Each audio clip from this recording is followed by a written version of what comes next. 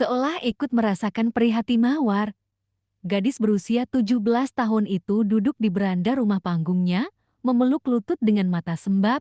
Ibunya, Bu Lilis, berdiri tak jauh, menatapnya penuh rasa bersalah. "Ma, Mawar belum siap," lirihnya nyaris tak terdengar.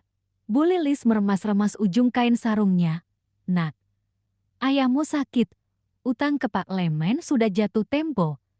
Kalau kita tak bayar, rumah ini bisa disita." Suaranya gemetar. Pak Haris satu-satunya yang bersedia membantu dengan syarat itu. Pak Haris, nama itu membuat dada Mawar terasa sesak. Seorang duda berusia hampir 50 tahun, pemilik toko bangunan terbesar di pasar.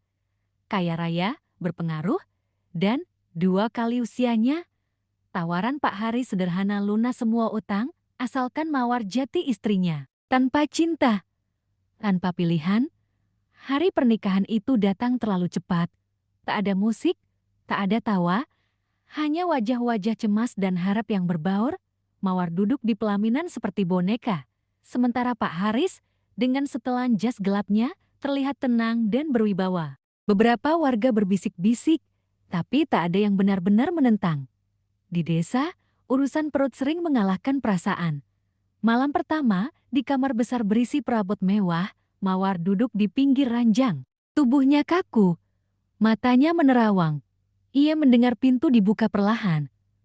Pak Haris masuk dan duduk di kursi di seberang ruangan. Tak ada senyum, tak ada paksaan.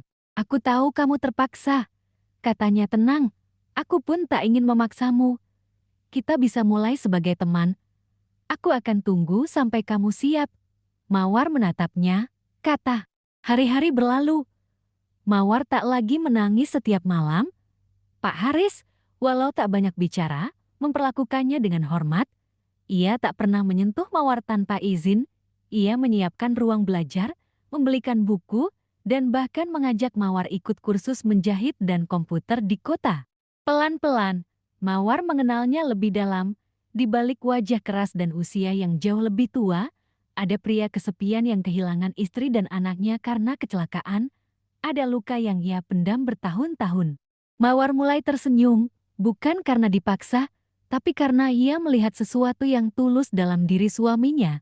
Ia mulai memasak sarapan, menyiapkan teh sore, dan kadang-kadang tertawa kecil saat Pak Haris menceritakan kisah lucu dari toko bangunan.